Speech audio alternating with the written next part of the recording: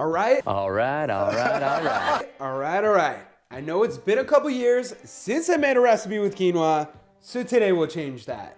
Yes, quinoa is rather annoying to cook, so make that a bit easier with this easy quinoa casserole recipe that really takes less time to prep than quinoa by itself.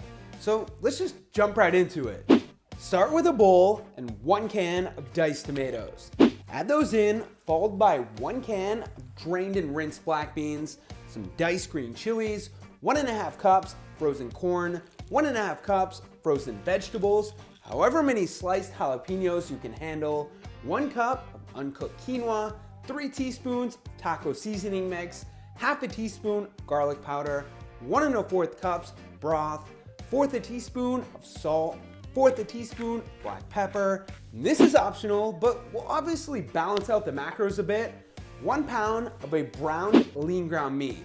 Beef, turkey, or chicken all work great with this. Go ahead and mix all of those together, then add that mix into a casserole dish and throw it in the oven on 400 for around 30 to 35 minutes or until it looks like this. Basically, you want to make sure your quinoa is tender and there's little to no liquid left.